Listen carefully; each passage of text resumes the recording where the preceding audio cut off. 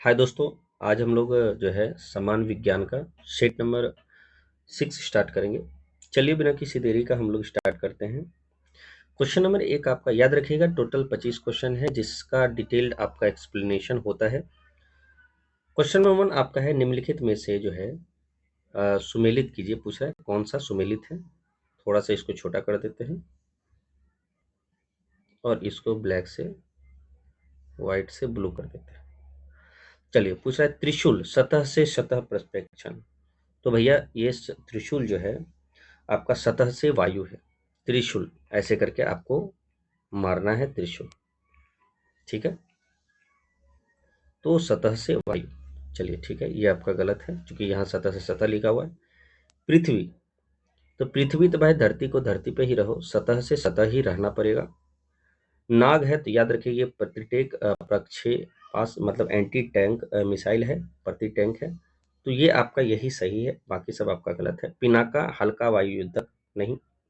पिनाका एक multi barrel rocket है, याद रखिएगा। मल्टी बैरल मतलब बहुत सारा इसमें रॉकेट इसमें रहता है, बहुत सारा क्या बोलते हैं बम रोधी या बम वर्षा करवाता है, ठीक है। चलिए एक चीज याद रखिएगा कि ये सब जो है, ये जितना भी भारत का जितना भी ये विकास हो रहा है इसके किसके अंतर्गत, तो वैसे तो डीआरडीओ से, लेकिन कार्यक्रम की बात करें तो एक आईजीएमडी कार्यक्रम होता है, आईजीएमपीडीपी। आईजीएमपीडी इसका फुल फॉर्म होता है integrated guided missile development programme, जो कि 1983 को बना था। यही 1983 जब देश जो है पहला वर्ल्ड कप जीता था भारत क्रिकेट का। चलिए और जो है बाद में जाके ये जो है समाप्त हो गया, ये भी आपको याद रखना है, ठीक है। चलिए अब जो है क्वेश्चन नंबर 2 है कि सौर ऊर्जा सोलर एनर्जी में कितना प्रतिशत भाग पृथ्वी को प्राप्त होता है। तो याद रखिएगा सोलर एनर्जी का 51% भाग जो है पृथ्वी को प्राप्त होता है। इस चीज को आपको याद रखना है, ठीक है। अब जो है अगर ताप की बात करें, जो आपका थर्मल की बात करें तो 61.3, और अगर अक्षय ऊर्जा की बात करें तो वो 24.8, न्यूक्लियर 1.8 प्राप्त होता है। क्वेश्चन नंबर 3 है कि इलेक्ट्रॉनिक कंप्यूटर का आविष्कार किसने किया था। तो याद रखिएगा इलेक्ट्रॉनिक अगर कंप्यूटर बोलेगा तो doctor Alan M Turing. Turing याद रखिएगा कि अगर कंप्यूटर का बोलेगा तो चार्ल्स बेबेज बोलिएगा। लेकिन अगर अगर आपसे पूछेगा कि अगर इलेक्ट्रॉनिक कंप्यूटर तो आप डॉक्टर एलन ट्यूरिंग याद रखिएगा। चलिए विद्युत बल्ब का आविष्कार थॉमस अल्वा एडिशन किया था, और हाइड्रोजन बम का आविष्कार जो है एडवर्ड टेलर किया था। इस चीज को आपको ध्यान में रखना है। चार्ल्स बेबेज जो है मेन कंप्यूटर अगर बोलेगा कि कंप्यूटर का आविष्कार सिर्फ, तो याद रखिएगा चार्ल्स बेबेज, इन्हीं को आधुनिक कंप्यूटर का जनक बोला जाता है। अगर हम बात करें प्रथम व्यापारिक कंप्यूटर, तो ये जो है आपका यूनिवैक, UNI, ये क्या हो जाएगा UNIVEC, UNI वैक, ठीक है। तो ये सब आपका क्या है प्रथम पीढ़ी का कंप्यूटर होता है इनेक, ENIAC, इसको याद रखिएगा। अगर द्वितीय पीढ़ी का कंप्यूटर है तो याद रखिएगा IBM से स्टार्ट है ज़्यादातर। और थर्ड पीढ़ी का कंप्यूटर जो है आपका जैसे कि IBM, ये IBM 1620 होता है, ये IBM 360 है या 6000 सीरीज है। चतुर्थ में आपका क्या रहेगा, फोर्थ में CRAY। बाकी पंचम में तो आपका डेस्कटॉप आ गया, आपका लैपटॉप आ गया। तो ये सब आपका क्या है प्रथम पीढ़ी का कंप्यूटर, सेकेंड पीढ़ी का कंप्यूटर, थर्ड पीढ़ी का कंप्यूटर। याद देखिए ये फॉरट्रॉन लैंग्वेज है, कोबोल लैंग्वेज है सेकेंड पीढ़ी का। फिर आपका क्या है एक एबल, FC P याद रखिएगा, एक पास्कल है, ये आपका थर्ड पीढ़ी का कंप्यूटर है। अब आपका लास्ट पास्कल है, उसके बाद आपका क्या है ओरेकल, और लास्ट में जो है आपका आर्टिफिशियल इंटेलिजेंस। ये सब क्वेश्चन जो है आपको पहले भी रिपीट कराए थे। ये लैंग्वेज है, भाषा है कंप्यूटर का, फॉरट्रॉन, कोबोल, पास्कल, ओरेकल और आपका क्या है लास्ट में आर्टिफिशियल इंटेलिजेंस। प्रथम पीढ़ी में वैक्यूम ट्यूब यूज हुआ था, थर्ड पीढ़ी में आपका ट्रांजिस्टर यूज हुआ था, सेकेंड पीढ़ी में ट्रांजिस्टर यूज हुआ था, थर्ड पीढ़ी में इंटीग्रेटेड सर्किट यूज हुआ था, फोर्थ पीढ़ी में आपका जो है VLSI यूज हुआ था, और फिफ्थ पीढ़ी में आर्टिफिशियल इंटेलिजेंस यूज हुआ था। तो ये आपका क्या है, एग्जाम में पूछ सकता है। ये आपको पहले भी बताए थे, इसलिए आपको रिपीट करवा रहे हैं। चलिए एक बार देख लीजिए, उसके बाद फिर पॉज करके और हम उसको डिलीट कर देंगे। चलिए अब जो है क्वेश्चन नंबर आपका जो है क्वेश्चन नंबर 4 है कि स्टेनलेस स्टील का आविष्कार किसने किया था।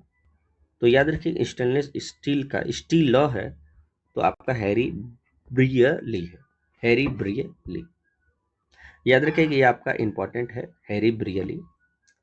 क्योंकि स्टेनलेस स्टील है तो भैया लोहा के 4 प्रकार हैं, जैसे कि वुर्थ लोहा, वुर्थ आयरन जिसको बोलते हैं, अगर स्टील ले लीजिए स्टेनलेस स्टील, याद रखिएगा स्टेनलेस स्टील, फिर कास्ट आयरन हुआ, और एक पिग आयरन।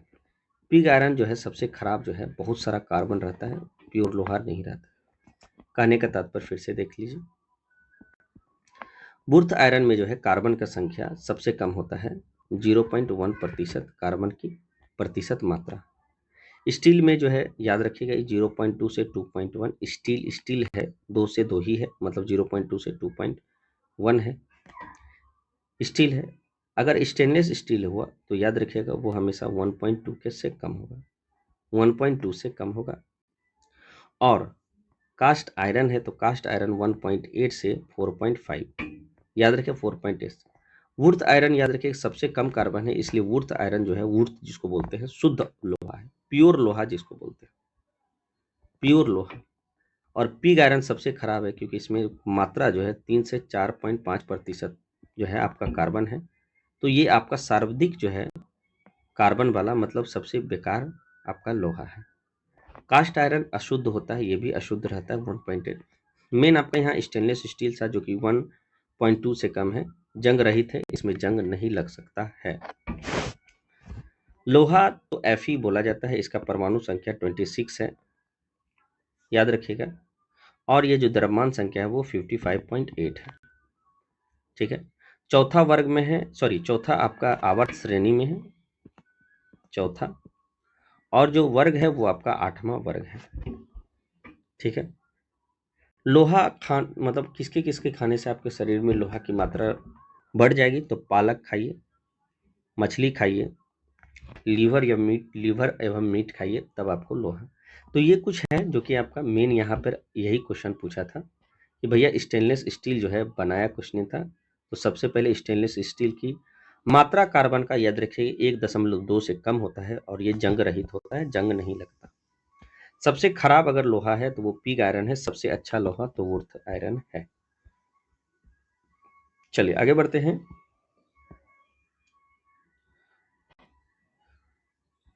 क्वेश्चन नंबर आपका क्या है, 5 है कि भैया होलोग्राफी तकनीक के संदर्भ में निम्नलिखित में से कौन सा कथन सत्य है। होलोग्राफी तकनीक जो है त्रियामी चित्र के, मतलब 3D डायमेंशनल बोलते हैं, भंडारित और प्रदर्शित करता है, बिल्कुल सही है। और होलोग्राफी वास्तव में एक दृश्य भ्रम है, ऑप्टिकल इल्यूजन, हाँ ये भी आपका ऑप्टिकल इल्यूजन हो सकता है, 3D नाम का जो है ये करता है। अब जो है ये आपका, ये दोनों आपका सत्य है, तो ये आंसर। अब उसी प्रकार जैसे कि कल को आपसे पूछेगा लेजर, LASER, आपसे रडार भी पूछता है, आपसे सोनार भी पूछ सकता है। तो ये तीनों आप अपना एग्जाम में याद रखिएगा, जो कि आपके एग्जाम में पूछ सकता है। जैसे लेजर का फुल फॉर्म होता है light amplification by stimulated emission of radiation. याद रखिएगा light amplification by stimulated emission of radiation. Radar जो है वो सबसे इजी होता है, रडार का फुल फॉर्म होता है रेडियो डिटेक्टिंग एंड रेंजिंग, ये आपका एग्जाम में पूछ सकता है। लास्ट में आपका सोनार है। सोनार जो है आपका क्या होगा, साउंड एंड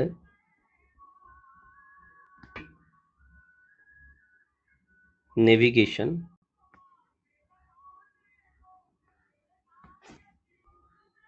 एंड रेंजिंग।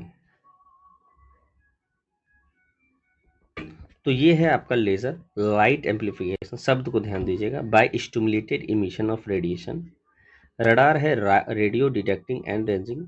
सोनार है sound and navigation and ranging. याद रखिएगा, ये आपका एग्जाम पॉइंट ऑफ व्यू से बहुत इंपॉर्टेंट है। चलिए आगे देखते हैं आपका, थोड़ा सा इसको छोटा कर लेते हैं। चलिए क्वेश्चन नंबर आपका क्या है, liquefied petroleum gas LPG. LPG का याद रखिए फुल फॉर्म होता है लिक्विफाइड पेट्रोलियम गैस। उस दिन आपका डिस्कस किए थे इसके बारे में कि एलपीजी जो है आपका इथाइल मरकैप्टन बोला जाता है। फार्मूला है आपका सी, तो थोड़ा रेड में देंगे तो थोड़ा अच्छा लगता है देखने में, C2H5SH,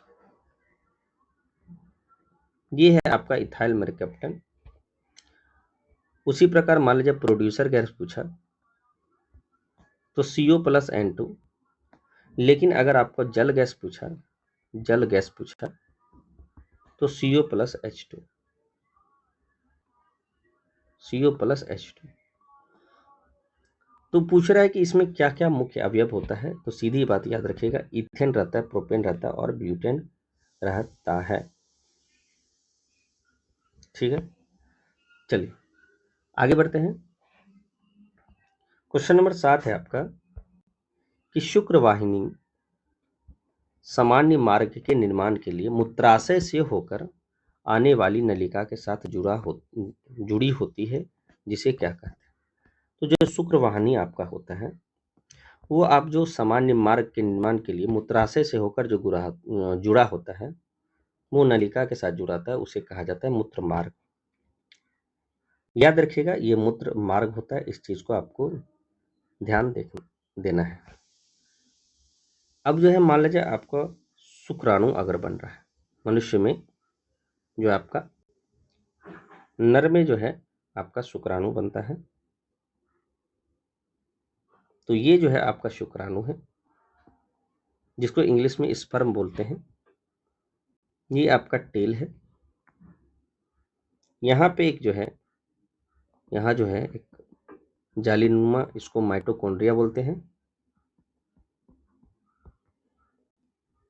यहाँ अगर लाइन खींचे तो यहाँ पर एक डॉट सा सेंट्रॉइड है, सेंट्रॉइड जिसको बोलते हैं। सबसे बीच में ये आपका न्यूक्लियस होता है, और ऊपर जो इसको कवर करता है, ऊपर जो कवर करता है इसको एक्रोसोम बोलते हैं। और ये जितना ये वाला पार्ट है ये हेड है, और ये वाला पार्ट टेल है। तो इस चीज को आपको ध्यान में रखना है, ये आपका शुक्राणु है, एक्रोसोम होता है, बीच में न्यूक्लियस होता है।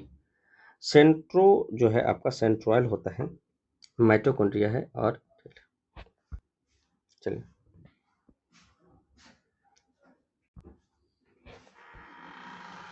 क्वेश्चन नंबर 8 है आपका कि निम्न में से किस बीमारी के लिए ट्राइवेलेंट, जिसको ट्राइवेलेंट के स्थान पर बाइवेलेंट RRV देने का निर्णय जो है, ORV देने का निर्णय भारत सरकार तय करती है। तो भैया ORV जो है आपका ये हो जाएगा कि ट्राइवेलेंट की जगह बाइवेलेंट, तो आपका पोलियो। याद रखिएगा पोलियो होगा इसका आंसर। हालांकि भारत में जो है पोलियो खत्म हो गया है।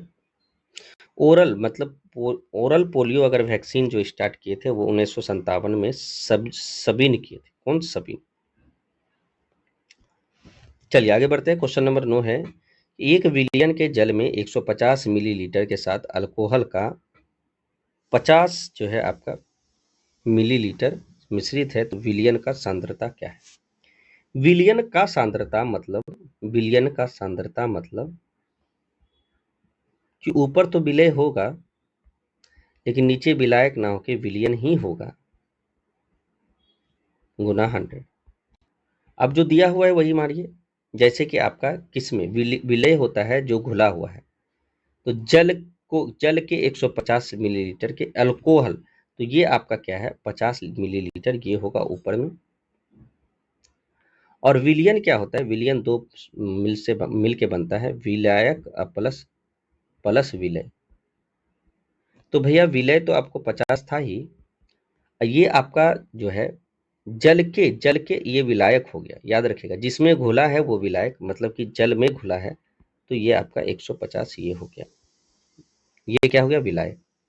तो विलय प्लस विलायक बराबर होता है विलयन। आप गुना 100 कर दीजिए। अब इसको सॉल्व कीजिए, 50 बटा 200 गुना 100, कैंसिल कैंसिल कैंसिल, ये आपका 25% आंसर होगा। हालांकि ये बार बार रिपीट होता है क्वेश्चन, कभी मोलैरिटी, कभी आपका मोलैलिटी, कभी आपका अब विलयन का सांद्रता आया है। तो ये सब आपका क्वेश्चन जो है याद रखिएगा, एग्जाम में ये जो है आपको प्लस पॉइंट देगा, बशर्ते आपको फॉर्मूला याद होना चाहिए। और विलय देखिए, विलय और विलयन और विलायन विलायक में फर्क, जो घुला वो विलय, पानी है तो ये विलायक, और ये दोनों मिला के जो सॉल्यूशन बना इसी को विलयन बोला जाता है। तो कंफ्यूज मत कीजिएगा, ठीक है। चलिए आगे बढ़ते हैं। क्वेश्चन नंबर 10 है कि भैया पहला ट्रिपल एंटीजन टीका बच्चे को कितनी उम्र पर दिया जाता है। तो पहला एंटीजन जो है ट्रिपल एंटीजन वैक्सीन जो है बच्चा को 3 महीना के जो है उम्र पर दिया जाता है। चलिए ट्रिपल एंटीजन वैक्सीन क्या होता है, डीपीटी याद रखिए, डिप्टी पुलिस याद रखिए। तो डीपीटी, डी से डिप्थेरिया, ठीक है। पी से आपका परटूसिस और टी से आपका टेटनस।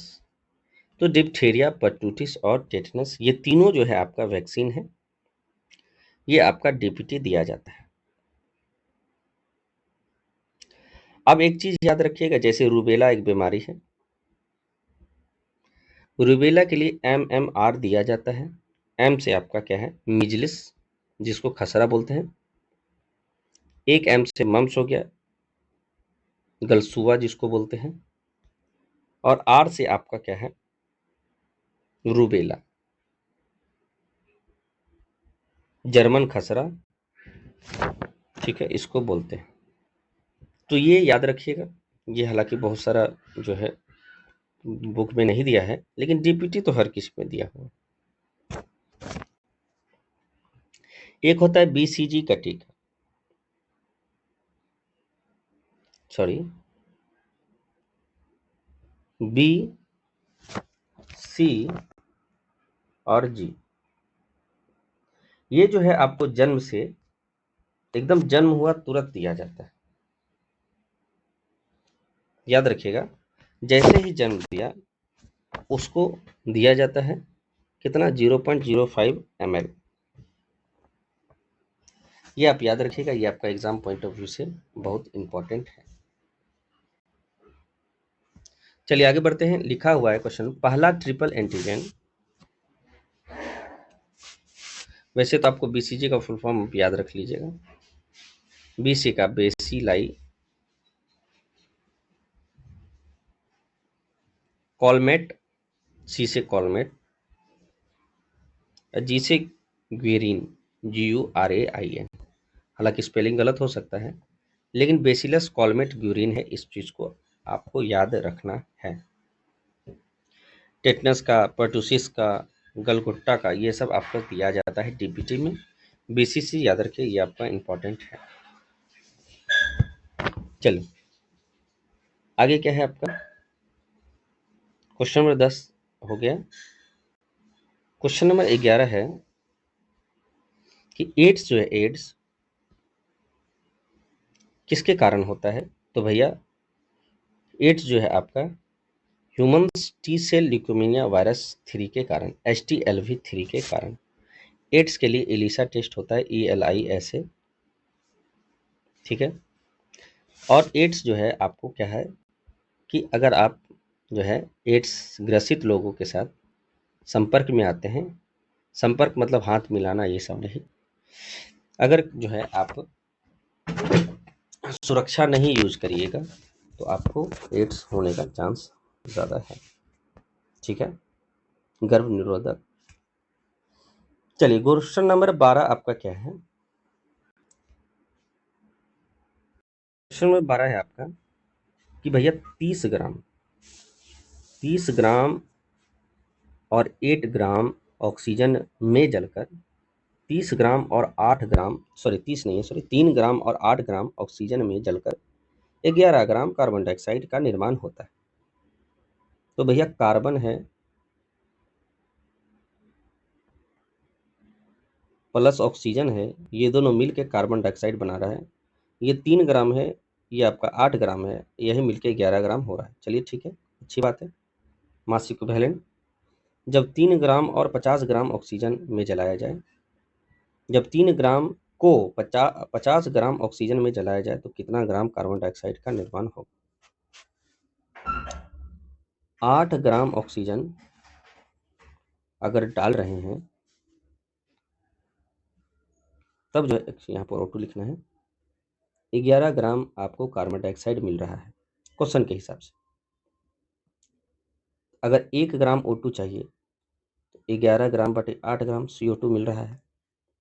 हमको चाहिए 1 ग्राम नहीं, हमको 50 ग्राम ऑक्सीजन चाहिए, यहाँ लिखा हुआ 50 ग्राम ऑक्सीजन। तो आप लीजिए 50 ग्राम ऑक्सीजन के लिए 11 ग्राम बटे 8 गुना 50। आप इसको सॉल्व कीजिए, 11 पच्चीस 55, 55 मतलब 8 पच्चीस 40, 8 चौक 48, 8 चौक 48, तो आपका 6 समथिंग होगा। तो यहाँ पे आपका ऑप्शन में नहीं है, ठीक है। 11 पच्चीस 55 अगर करेंगे तो 8 पच्चीस 40, 8 चौक 48, तो 8 चौक 6 समथिंग होगा, जो कि ऑप्शन में नहीं है, तो याद रखिएगा। अगर 8 चौक 48 करेंगे तो ये आपका क्या है, 8 7 15 70, तो 8 8 64, 68 पॉइंट समथिंग होगा, जो कि ऑप्शन में नहीं है। चलिए आगे बढ़ते हैं। क्वेश्चन नंबर आपका 13 क्या है? शरीर में कौन सा भाग पुलिस गार्ड है? तो भैया शरीर में जो है आपका पुलिस गार्ड आपका टॉन्सिल है। WBC ये ल्यूकोसाइट को बोला जाता है, ये आपका प्रतिरक्षा तंत्र है आपके, जो है इस चीज को आपको ध्यान देना है। WBC की कमी हो गया तो समझ लिया आपको ल्यूकेपेनिया है, और WBC अधिक है तो ल्यूकेमिया, जिसको कैंसर कहते हैं। 14 नंबर है कि पोलियो टीकाकरण में क्या प्रवेश कराया जाता है? तो भैया स्टार्टिंग से ही बच्चा में ही पोलियो का टीका दिया जाता है, ताकि एंटीजन शरीर में प्रविष्ट हो सके। तो ये प्रतिजन, एंटीजन मतलब प्रतिजन होता है, तो ये आपका हो जाए, ये नहीं होगा, प्रतिरक्षी नहीं है। चलिए अब जो है आपका, जैसे कि आपको मान लिया जाए BCG का टीका दिया जाता है, तो भैया टीके का प्रकार बहुत सारा है, जैसे BCG का टीका, DTP का टीका, डिप्थीरिया का टीका, ये सब इसलिए दिया जाता है ताकि आपको बच्चा में ही जो है आपको दिक्कत ना हो सके भविष्य में आगे चल के। चलिए क्वेश्चन नंबर 5 है, कैलिफोर्नियम जो है आपका समूह का सदस्य है। अब कैलिफोर्नियन समूह का सदस्य कौन है? तो याद रखिएगा, कैलिफोर्नियम जो है आपका एक्टिनाइड है। क्या है? एक्टिनाइड। ये आप याद रखिएगा। एक्टिनाइड अगर बात करें, एक्टिनाइड की बात करें तो 89 से लेकर 103 जो भी तत्व है वो आपका एक्टिनाइड है। याद रखिए कैलिफोर्नियम का जो तत्व होता है वो आपका 98 इसका वैल्यू होता है। आखिरी गैस तो आपको पता है, जिसको नोबल गैस बोलते हैं, जिसको जीरो ग्रुप बोलते हैं, ये आपका 18वां जो है वर्ग में पाया जाता है। हनी और हेना और करीना का एक्सिली रंगीन हाइड्रोजन, सॉरी हीलियम आपका नियोन है, आर्गन है, क्रिप्टॉन है, और आपका जीनोन है, फिर आपका रेटॉन है। हेलोजन ग्रुप आपको पता है, फ्लोरीन, क्लोरीन, ब्रोमीन, आयोडीन, ये आपका 17वां ग्रुप में होता है, तो ये आपको पता है। चलिए आपको पहले भी आपको जो है ये आपको बताए थे कि जो है आपको फिगर के अनुसार से आपको ध्यान में देखना है। एक्टिनाइड ग्रुप जो भी होता है याद रखिएगा, सातवां आपका जो है आवर्ती में रहता है 89 से लेके 108 के बीच। एक्टिनाइड में पहले जो है आपका एसी ग्रुप होता है, अस्थापा, पा, ठीक है, जिसको एक्टिनियम, जिसको थोरियम 90 होता है, सबको याद रखिए। एक्टिनियम आपका 89 होता है। आपका प्रोटैक्टिनियम जो है आपका 91 होता है। अस्थापा याद रखिएगा। फिर आपका 3 प्रकार का जो है आपका क्या है, ग्रह है, जैसे यूरेनियम, नेपच्यून और प्लूटोनियम। हालांकि प्लूटो ग्रह नहीं हुआ, लेकिन तब पर भी इसको याद रखिएगा। यूरेनियम 92, नेपच्यून 93, प्लूटोनियम जिसको बोलते हैं 94। तो अस्थापा, यूरेनियम, नेपच्यून, प्लूटोनियम, अस्थापा, एक्टिनियम, थोरियम और क्या है, प्रोक्टियम, पीए से प्रोक्टियम, याद रखिए। तो ये हो गया। आगे जो याद रखिएगा वो आप याद रखिएगा कि ए सी बी मतलब क्या, कि नाम है सब। जैसे एक देश है अमेरिकेनियम, एम, अमेरिकेनियम, फिर क्यूरेशियम, क्यूरियम जिसको बोलते हैं क्यूरियम, अमेरिकम, क्यूरियम ये अलग हो गया, इसको दो को याद रखिएगा, मतलब 95 और 96। फिर आपका क्या है, बाकी 4 जो स्टार्ट से याद रखिएगा, जैसे कि जैसे जितना भी अब आपका होगा वो आपका साइंटिस्ट होगा। तो जैसे कैलिफोर्नियम, अच्छा ये आपका, सॉरी ये गलत हो गया, क्यूरियम तो है, ठीक है। बाकी आपका बर्केनियम, बर्कलैंड जिसको बोलते हैं, और आपका कैलिफोर्नियम, CF। तो ये Br नहीं होगा, बर्केनियम मतलब बी के, Br तो आपका ब्रोमियम होता है।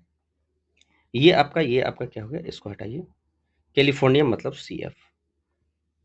तो भैया ये अलग से याद रखिएगा, 96 97, ये Br नहीं भाई, ये BK होगा। और कैलिफोर्नियम 95 96 97 98। तो अमेरिकेनियम, अमेरिकियम जिसको बोलते हैं, फिर आपका क्यूरियम, फिर बर्केलियम, फिर आपका कैलिफोर्नियम। तो ये पहला अस्थापा 3, फिर 3, अब फिर 4, और अब जो है बाकी जितना साइंटिस्ट है, जैसे कि आपका आइंस्टाइनियम, आइंस्टाइन जिसको बोलते हैं, आइंस्टाइन के नाम से हुआ। तो आइंस्टाइनियम, फर्मिक जो कि आपका जो है न्यूक्लियर का जो है आपका रेडियस होता है 10⁻⁻15 फर्मी। तो ये आपका FM फर्मियम। फिर आपका मेंडेलीफ है, मेलोडियम, MD, सॉरी मेलोडियम नहीं, मेंडेलियम मतलब MD। फिर आपका एक नोबल है, नोबल भी आपका है, तो नोबेलियम NO। बाद में आपका लॉरेंस विष्णु डाल दीजिए, लॉरेंसियम। तो भैया ये क्या हो गया, 3 3 4 4 और फिर लास्ट में 1। तो 4 4 8 3 11 11, सॉरी 4 4 8 3 11 11 3 14 1 15, टोटल 15 ग्रुप है। स्टार्टिंग में अस्थापा, अस्थापा साफ दिख रहा है। फिर सेकेंड में आपका प्लूटो का नाम, अथी ये जो है ग्रह का नाम दिए, यूरेनियम, नेपच्यून और प्लूटो, लास्ट का 3 ग्रह। हालांकि ये 2006 में खत्म हो गया है। फिर आपका 4 जो है आपका क्या आ जाएगा, फिर अमेरिका को सबसे पहले लीजिए, फिर आपका कोपरियम, क्यूप्रियम जिसको बोलते हैं, क्यूरियम जिसको बोलते हैं सॉरी, फिर आप बर्केनियम BK, फिर आपका क्या लीजिए, कैलिफोर्नियम। 4 नंबर फिर आप लीजिए, 4 नंबर, सॉरी 4 जो है आपका क्या है, तो ये आपका क्या है, आइंस्टाइन आया। आइंस्टाइन के बाद आपका क्या है, फर्मिक आया, FM रेडियो जिसको बोलते हैं FM। फिर आपका MD से मेडलिफ यम आया, और NO से नोबेलियम आया, नोबेलियम। अब बाद में लॉरेंस विष्णु। तो याद रखिए ये आपका एक्टिनाइड है। कल को भविष्य में आपका जो है ये भी आएगा लेंथेनाइड, तो वो भी आपको बता देंगे। वो आपका छो जो है आवर्त, छठा आवर्त शनि में है, ठीक है। चलिए आगे बढ़ते हैं, थोड़ा लेंदी चल गया, लेकिन तब पर भी आपको याद करने के लिए इंपॉर्टेंट है, कल को आप भूलिएगा नहीं। अस्थापा, ठीक है, ग्रह का नाम, फिर आपका साइंटिस्ट का नाम, सॉरी देश का नाम, फिर आपका साइंटिस्ट का नाम। पृथ्वी पर पलायन वेग, अच्छा ये क्वेश्चन नंबर 16 आपका नहीं हुआ। क्वेश्चन नंबर 16 है आपका कि भैया यदि चालक तार जो है चालक तार की एक चालक तार की लंबाई 80 सेंटीमीटर है तथा इस तार के अनुप्रस्थ परिच्छेद का क्षेत्र 0.025 सेंटीमीटर स्क्वायर है। यदि उस तार का प्रतिरोध 1.50 ओम है तो उसका विशिष्ट प्रतिरोध क्या होता है? सबसे पहले तो आप प्रतिरोध का वैल्यू जान लीजिए क्या होता है। आर बराबर होता है rho into L by A. R बराबर होता है rho into L by A. अब हमसे पूछ रहा है कि प्रतिरोध 1.5 है, इसका मतलब है, और प्रतिरोधकता, तो याद रखिए ये होता है प्रतिरोधकता, इंग्लिश में इसको रेसिस्टिविटी बोलते हैं। आर आपका रेसिस्टेंस है, एल लेंथ है, एरिया ये। तो हमको रो ही निकालना है, तो भैया आर तो होगा ही, ये इधर जाएगा तो ए हो जाएगा, और एल नीचे आएगा तो यहाँ पे एल हो जाएगा। जो जो वैल्यू दिया है उसको मारिए। जैसे आपका वैल्यू दिया हुआ है आर का, तो आर का कितना दिया हुआ है 1.5, इसको 1.5 लिखिए। पुनः एरिया, हाँ क्षेत्रफल 0.025 सेंटीमीटर है, हाँ सेंटीमीटर में हो सकता है क्योंकि ये भी आपका सेंटीमीटर में है, तो दोनों सेंटीमीटर में। तो लेंथ आपका पहले क्या, लंबाई 80 है तो नीचे लिखिए, बाकी क्षेत्रफल है 0.025 0.025। अब इसको सॉल्व कीजिए तो ये क्या हो जाएगा, तो ये आपका शून्य से ये शून्य, तो ये तो पूरा पूरा पॉइंट में आ जाएगा, तो बहुत बड़ा होगा। चलिए एक बार और यहाँ पे पॉइंट डाल दीजिए, इसको हटा के 1 2 3 4 4 पॉइंट आना चाहिए, ठीक है। फिर मान लीजिए अगर आप शून्य इसको जो है नहीं डाल के ऊपर अगर लिखना चाहते हैं, फिर एक पॉइंट दीजिए, तो 1 2 3 4 5 5 पॉइंट आना चाहिए।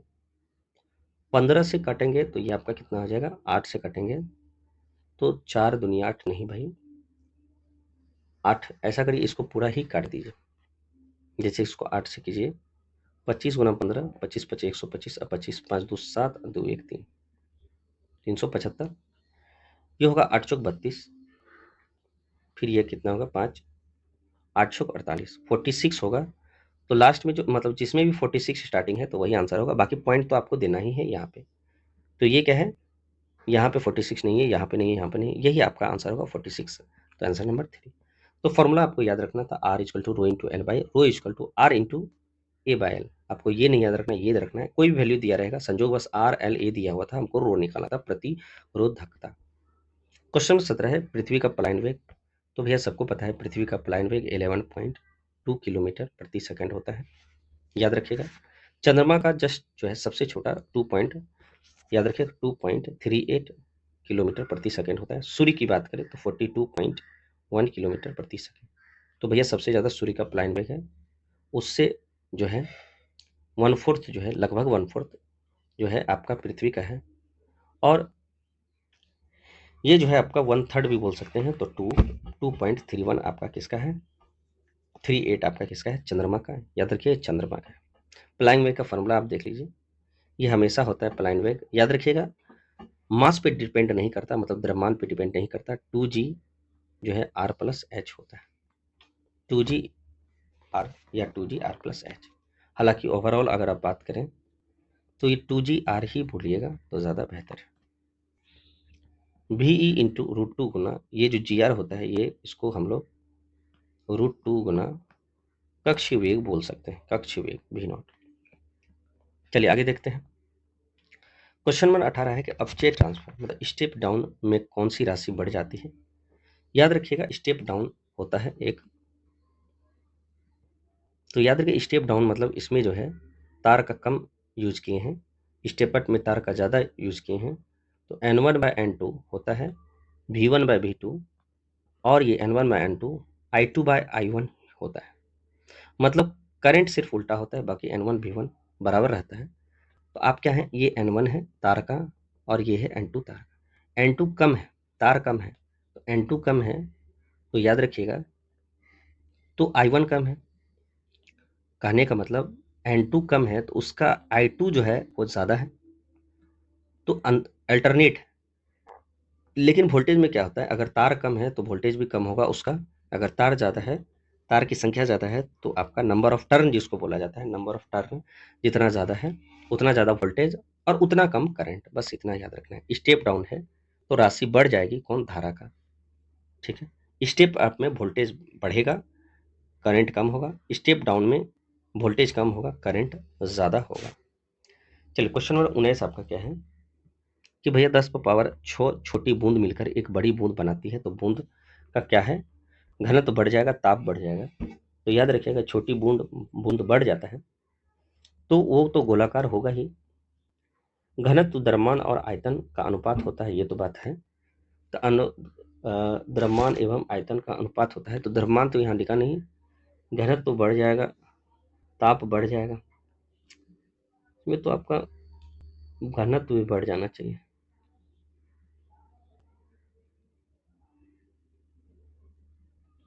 चलिए देखिए, ताप बढ़ जाएगा, याद रखिएगा, बूंद एक बड़ी बूंद बनाती है तो ताप बढ़ जाएगा। चलिए क्वेश्चन नंबर 20 है कि 75 कूलम आवेश के अनंत से विद्युत क्षेत्र की एक बिंदु तक लाने में किया गया कार्य 12.5 जूल है, तो इस बिंदु का वोल्टेज क्या होता है?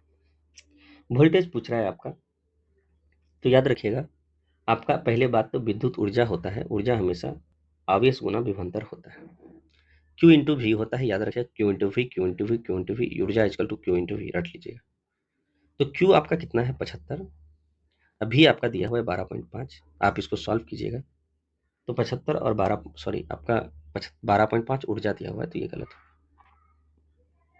ये तो ठीक है, आपका 75 है, इसको थोड़ा सा और, ये तो ठीक है, Q आपका 75 है, वोल्टेज हमको पूछ रहा है और संयोगवश ऊर्जा 12.5 है। तो याद रखिए, ये 25 बचे हो गया, सॉरी 25 दिया हो गया, और ये 25 बचे 0.5, आप इधर जाएगा, ये नीचे जाएगा, तो आपका कितना होगा? 5/30। 5/30 होता कितना है? तो याद रखिएगा, 10 पॉइंट तो आएगा ही, अब 5/30 तो कहीं ना कहीं 1 से आपको कटेगा, पॉइंट देंगे तो 1 से कटेगा, तो 1 तो आएगा ही। तो ये आप सॉल्व कीजिएगा तो 1.66 आ जाएगा, तो आंसर क्या है? 0.166। चलिए आगे देखते हैं। Q into C V, Q is equal to, तो U is equal to Q into भी होता है, याद रखिएगा। चलिए क्वेश्चन में कैसे, जिस बायोम की भूमि अम्ल और अम्ल खनिज पदार्थ होती है तो वो क्या होता है? तो भैया अम्ल और खनिज पदार्थ के लिए आपको बायोम शंकुधारी वन होता है। भूमि अम्ल तथा अल्प खनिज पदार्थ, मतलब ज़्यादा खनिज पदार्थ नहीं पाया जाता है, तो ये तो आपका वैसे भी शंकुधारी होगा। सिंदूर का रासायनिक नाम, देखिए 2 नाम है, हालांकि कहीं कहीं आपका HGS है सिंदूर का, HGS, ठीक है, ये आपका सिंदूर है। तो HGS मतलब क्या है? Mercuric sulphide. तो मर्क्यूरिक सल्फाइड ये है आपका फार्मूला, ठीक है, याद रखिएगा, ये आपका एग्जाम पॉइंट ऑफ व्यू से बहुत इंपॉर्टेंट है। चलिए, साल्ट पीटर कहलाता है, तो साल्ट पीटर जो है आपको KNO3 को कहते हैं, तो पोटासियम नाइट्रेट यही हो गया KNO3, याद रखिएगा, ये आपका KNO3। चिल्ली साल्ट अगर बोलेगा तो ये आपका NaNO3 होता है, इस चीज को आपको ध्यान देना है। पर्ल एस अगर बोलेगा तो वो पोटासियम कार्बोनेट को बोला जाता है K2CO3, पर्ल एस। आपके जो आप वोटिंग देते हैं तो AgNO3 ऐसे लिख देते हैं, AgNO3 जो वोटिंग में यूज होता है, सिहाई। AgI, आई याद रखिएगा, AgI वर्षा में यूज होता है, कृत्रिम वर्षा के लिए यूज होता है, ये दोनों आपको इंपॉर्टेंट है। निम्न में से किस पीएच का मान सबसे अधिक होता है? तो आप देख लीजिए, पीएच मान सबसे अधिक मतलब कि पीएच मान 7 से अधिक, तो भैया अमोनियम का पीएच मान थोड़ा कम, अशुद्ध जल का भी पीएच मान थोड़ा कम, या NOH है, सोडियम हाइड्रोक्साइड, ये को बाप रे, ये तो बहुत ज़्यादा, कुछ भी हो तो सब में से सबसे ज़्यादा यही इसी का पीएच मान हो, ठीक है, इस चीज़ को याद रखिएगा। एक होता है रुबिडियम, RbOH सबसे ज़्यादा उनका पीएच मान होता है, उससे कम KOH, सब उससे कम NaOH। अगर RbOH होता तो वही आंसर होता।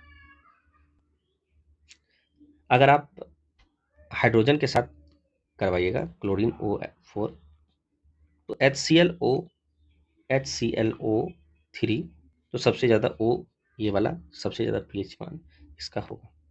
इस तरह HClO2, तो सबसे ज़्यादा पीएच मान आपका इसका होगा।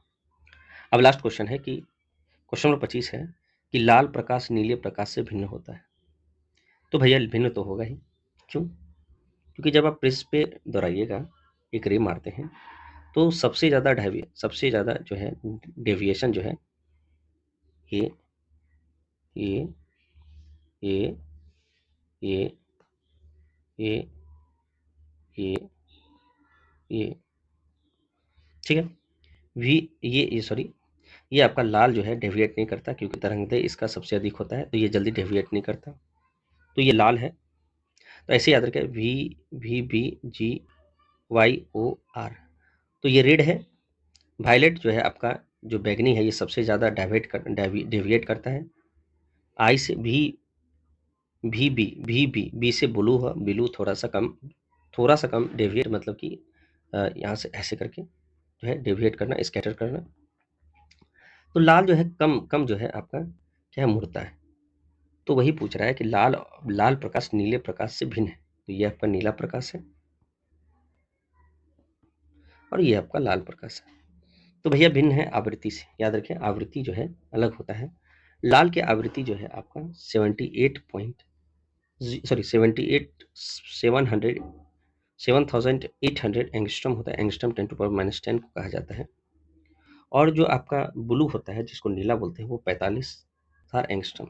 तो सबसे ज़्यादा वेवलेंथ अभी जस्ट बोले, जिसको तरंगदैर्घ्य बोलता है, सबसे ज़्यादा इसका है, ठीक है, 7800।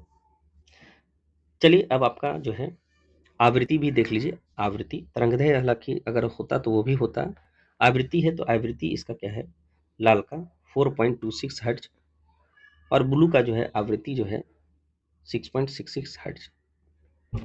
तो भैया उल्टा होता है, आवृत्ति कम उसका जिसका वेवलेंथ ज़्यादा, आवृत्ति ज़्यादा उसका जिसका वेवलेंथ कम। चलिए ये आपका प्रिज्म है, याद रखिएगा। आपका सेशन यहीं एंड होता है, इसको आप रिपीट करके बार बार देखिएगा। याद रखिएगा पूरे साइंस का निचोड़ आपका इसमें होता है, फिजिक्स से लेके बायोलॉजी से लेके आपका केमिस्ट्री का भी इसमें होता है डिस्कशन। 25 क्वेश्चन है, तो याद रखिएगा 25, हर क्वेश्चन में 2 या 3 आपका डाटा रहता है। मान लीजिए 4 भी डाटा रहता है तो 100 क्वेश्चन डेली होता है। 30 दिन चलेंगे तो 3,000 क्वेश्चन आपका कंप्लीट हो जाएगा, कम से कम फिजिक्स का। और बाकी अलग से आपका जो है, अलग से तो आपको साइंस होगा ही, अभी कुछ दिन में स्टार्ट होने जा रहा है, और स्टार्टिंग हम लोग बायोलॉजी करेंगे। चलिए बहुत बहुत धन्यवाद आपका जुड़ने के लिए।